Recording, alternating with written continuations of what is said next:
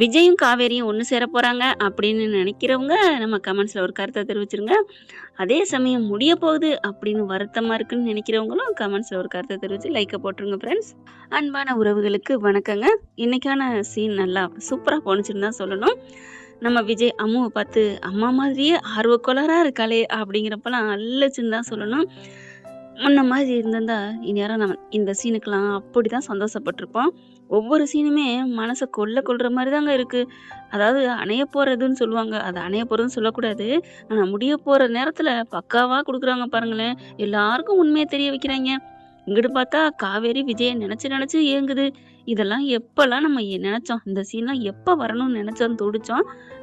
விஜய் நீங்க அந்த காவேரி விட்டுட்டு விலகுங்க கொஞ்ச நாள், அப்பதான் அவளுக்கு உங்களோட அருமை புரியும் அப்படின்னு எப்ப நினைச்சதுக்கு எப்ப கொண்டாந்து கொடுக்குறாரு பாருங்களேன் இந்த சீனு எல்லாம் அந்த டைரக்டரு. என்னப்பா நீங்க மனசை நோகடிக்கிறீங்களே. ஆனாலும் என்ன பண்றது, ஒரு காலகட்டத்துக்கு மேல ஏத்துக்கிட்டு தானே ஆகணும். ஒரு படத்துல இந்த கண்ணாடி ஒரு தொட்டி இருக்கும், பாட்டாளின்னு ஒரு படம். நீ உடைச்சிருவேன்னு சொல்லி அடிச்சிருவாங்க ரம்யா கிருஷ்ணன். நீ அடிச்சிட்டீங்கல்ல அதனால உடைக்கிறேன் அப்படிம்பாங்க இல்லையா, அந்த மாதிரி தான் படம் முடிய போது, கதை முடிஞ்சிருச்சு அப்படின்னு தெரிஞ்சனால பழகிருச்சு.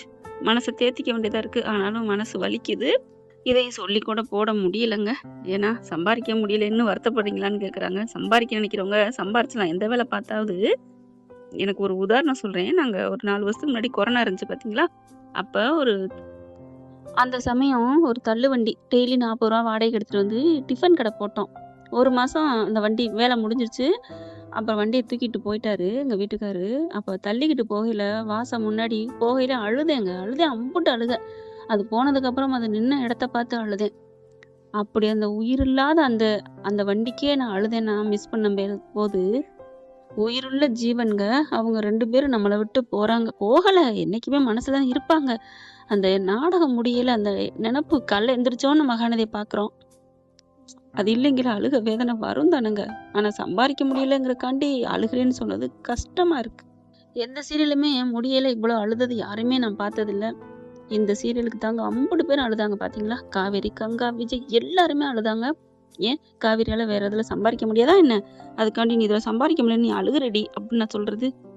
ஏன் அவங்க அப்படி சொன்னாங்கன்னு தெரியல. அதாவது சோசியல் மீடியாவில் வந்தாலே தப்பான கமெண்ட் கொடுக்கணும்னு முடிவு பண்ணி நிறைய பேர் இருக்காங்களே, அந்த மாதிரி நினைக்கிறாங்களா, ஒன்றும் புரியல.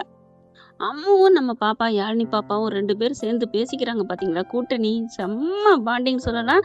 அதே மாதிரி வீட்டுக்கும் வந்துட்டு இங்க வாங்க அவங்ககிட்ட எல்லாம் சொல்லணும் அப்படின்னு எல்லாரையும் குடிய வச்சு சொல்றாங்க பாத்தீங்களா யாழினி.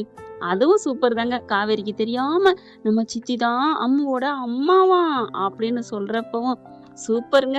அப்புறமா பாத்தீங்கன்னா தலைவர் வாராரு. தலைவரை பார்த்தோன்னே எல்லாரும் அவ்வளவு சந்தோஷமா வரவேற்கிறாங்க. ஏன் நம்ம காவேரியே அவ்வளவு அழகா பேசுறாங்க, ஆனா அப்படியே அவாய்ட் பண்ணி எந்திச்சு போறாரு. முக்கியமான போன் இருக்குன்னு சொல்லிட்டு நிவின்னு போறாங்க. அவர்கிட்ட சமாளிக்கிறப்ப அழகுங்க. உடனே விஜய் இருந்துட்டு அது அப்படின்னு சமாளிக்கல. என்கிட்ட சமாளிக்க வேணாம், ஏன் அவாய்ட் பண்றீங்க. இல்ல பிரதர், அது அட விடுங்க வாங்க அப்படின்னு கூப்பிடுறாரு. ஆனா வரலைங்கிறாங்க. அதுக்கப்புறம் நம்ம செல்லா குட்டியும் ஏன் இப்படி அவாய்ட் பண்றீங்க, போனே வராம நின்னுகிட்டு இருக்கீங்க அப்படின்னு கேக்குறாங்க. கொக்கிய போட நம்ம தலை இல்லையே எனக்கு முக்கியமான கால் இருந்துச்சு அதான் அப்படிங்கிறாங்க. எனக்கு நல்லா தெரியுது ஏன் இப்படி அவாய்ட் பண்றீங்க. ஹலோ, உங்களை அவாய்ட் பண்றதுக்கு நான் யாருங்க, உங்களுக்கு எனக்கு என்ன இருக்கு. ஐயோ, இவ்வளவுக்கு மூஞ்சியை தூக்கிக்கிறாரு நம்ம தலைவர். காவேரி அப்படியே முகம் வாடி போகுது. உங்களுக்கு எனக்கு ஒண்ணும் இல்லைங்க, நீங்க போங்க அப்படின்னு அப்படியே நல்லா கலட்டி விடுறாரு. என் பொண்ணுக்கு நீங்க டீச்சர் அவ்வளவுதான், அதோட விடுங்க அப்படின்னு இவங்களை விடலையே. நிவின்ட்ட போய் கேக்குறாங்க, ஏன் இப்படி பண்றாரு, அவர் இப்படி பண்ணலாமா அப்படி இப்படின்னு கத்த நிவின்னு கரெக்டா நல்லா வாங்கி விடுறாங்க. ஆமா, அவர் பண்றதுல தப்பு இல்லையே.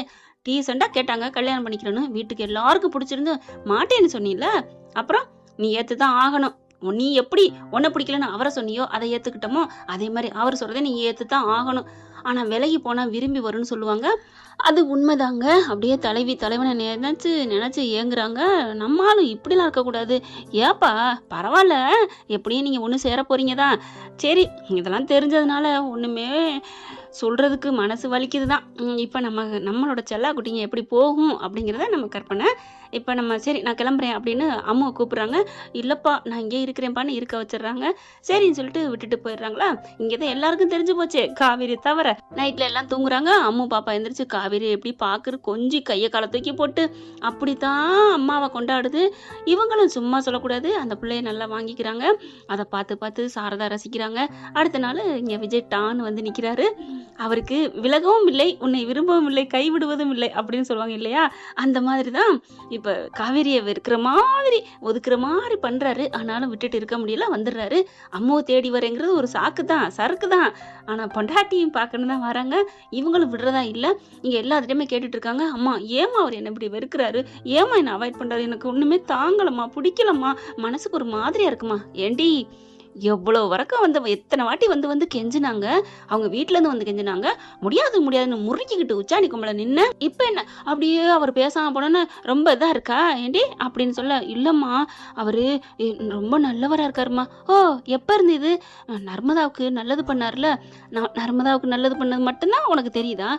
அப்படிலாம் இல்லை, அவர் எவ்வளோ நல்லவர் தெரியுமா, அந்த வீட்லேயே 50 பேர் நல்ல மனுஷன்டி. பொண்டாட்டி போனதுக்கப்புறம் பொண்டாட்டியே நினச்சிட்டு இருக்கானா, அதை விட உலகத்தில் என்னடி வேணும்? இல்லைம்மா அந்த பொண்டாட்டியே இவ்வளோக்கு நேசிக்கிறதாம்மா எனக்கே கஷ்டமானுச்சு. உனக்கு என்னடி கஷ்டம்? அந்த பொண்டாட்டியே நினச்சிட்டு இருக்கவர் என்ன எப்படிம்மா நினைப்பாரு, அதை நினச்சிதாம்மா நான் அவாய்ட் பண்ணேன். ஓ அப்பா உயிரோடு இல்லாத பொண்டாட்டியவே நினச்சிக்கிட்டு உன்னை விட்டுருவான்னு நினச்சி வேணாங்கிறியா? ஆமாம்மா. அடி பாவி, என்னதான் உசுறு பாசம் வச்சுதாலும் அடுத்து புள்ள பெத்துட்டா புள்ள மேல பாசம் இல்லாம போயிருமா? அது வேற இது வேறடி. அதுக்காண்டி நீ கல்யாணம் பண்ணிட்டா பொண்டாட்டின்னு உன்னை ஏத்துக்காம போயிருவாரு.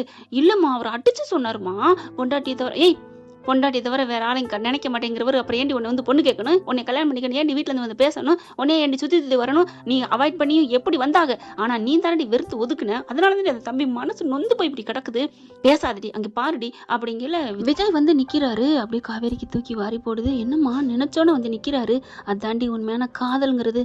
என்னம்மா சொன்ன, என்ன சொன்ன அப்படின்னு காவேரி கேட்க, இல்லடி உண்மையான உன் மேலே பாசம் வச்சிருக்காருல அதை சொன்னேன்.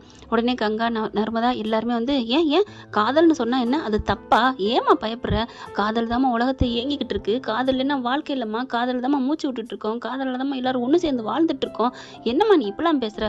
நர்மதா சொல்ல அப்படியே சாரதா பார்க்குது. ஏண்டி நீயா இதெல்லாம் பேசுற? அதனாலதான் ஒருத்தன் வந்து ஒம்பளுத்துட்டு போனானே, அம்மா அவன் போனதுக்கு நான் என்னம்மா பண்ணுவேன், எப்படிம்மா இதெல்லாம் குத்தி காமிக்கிற?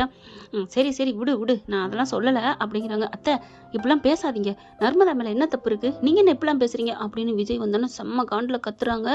உடனே காவேரி அதையும் பார்த்து ரசிக்குது. பரவாயில்லையே இவ்வளோ இதாக இருக்காரு, அந்தளவுக்கா பாசம் வச்சுருக்காரு அப்படின்ட்டு பார்க்க, நர்மதா என்னடி இவர் உண்மையில அவ்வளோ பாசம் வச்சுருக்காரு, அதெல்லாம் அப்படிதாக்கா, அவர் ரொம்ப நல்லவர்க்கா, நீ பேசாமல் அவரே கல்யாணம் பண்ணிக்கக்கா.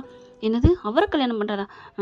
அது வந்து நீ இப்படியே சொல்லிக்கிட்டே இரு, நீ அப்புறம் நினச்சிக்கிட்டே இருந்தா அவங்க வேற யாராவது கொத்திட்டு போகிறாங்க, அவர் இருக்க அழகுக்கும் அவர் இருக்கிறதுக்கும், ஏக்கா இப்படி பண்ணுற, அவரை கல்யாணம் பண்ணிக்கக்கா, அவர் நல்லா இருக்காருக்கா, அந்த பொண்ணு அம்முவை பாரு நம்ம கூட அப்படி ஒன்றா இருக்கிறா, நம்மக்கிட்ட ஒட்டிக்கிட்டா, ப்ளீஸ்க்கா அவ்வளோ அழகாக இருக்காருக்கா அப்படிங்கல காவேரி பார்க்குது. இவங்க அப்படியே பேசிக்கிட்டு இருக்காங்க. எல்லாத்தோடையும் யாழ்னியை தூக்கி வச்சு கொஞ்சிக்கிட்டு இருக்காரு.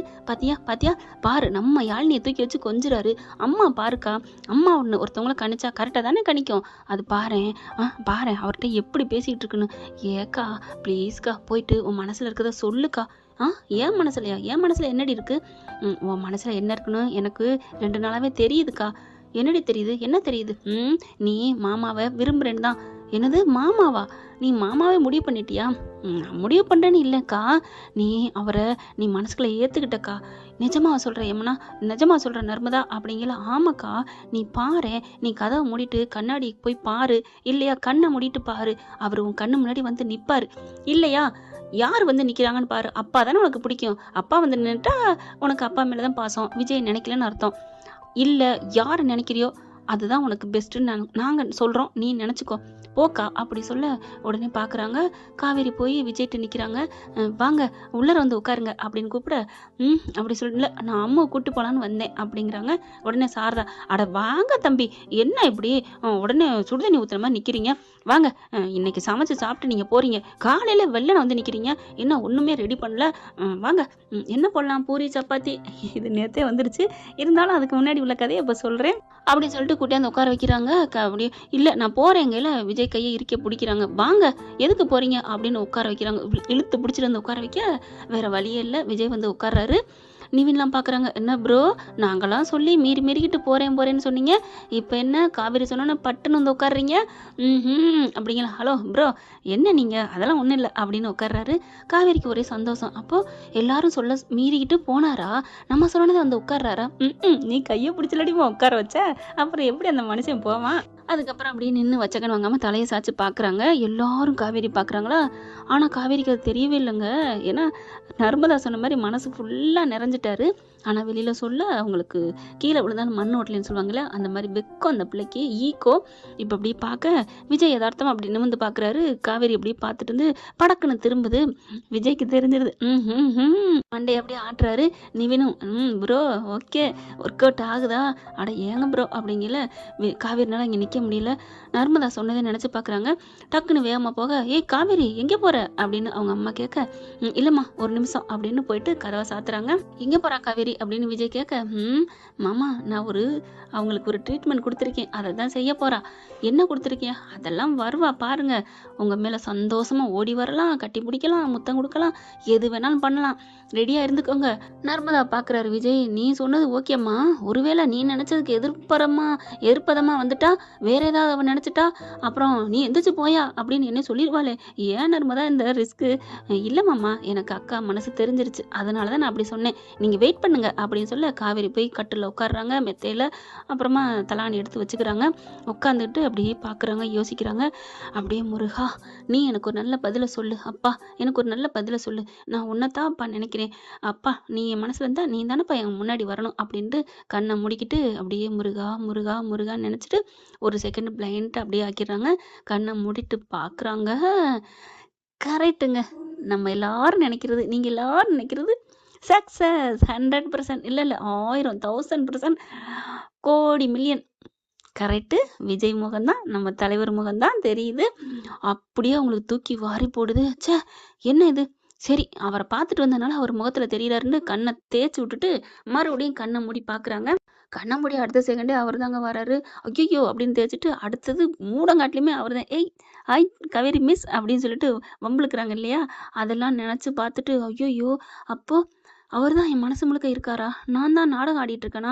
இனிமேல் ஒரு நிமிஷம் பொறுக்கக்கூடாது. இனி என்ன ஆனாலும் சரி காவேரி கிளம்புடி அப்படின்னு வேகமாக எந்திரிக்கிறாங்க.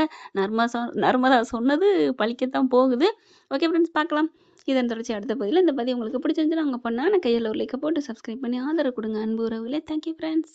இந்த வீடியோ உங்களுக்கு பிடிச்சிருந்தா தயவு செய்து லைக் பண்ணுங்க. இன்னும் அப்டேட்ஸ்க்காக சேனலை சப்ஸ்கிரைப் பண்ண மறக்காதீங்க. நம்ம கிட்ட இருக்க எல்லா சேனல்ஸோட லேட்டஸ்ட் வீடியோ அப்டேட்ஸ்க்காக மேல ரைட் சைடுல காட்டுற லிங்கை கிளிக் பண்ணி வாட்ஸ்அப் குரூப்ல ஜாயின் பண்ணுங்க. உங்களிடம் விடைபெறுவது நான் உங்கள் மெஹர்.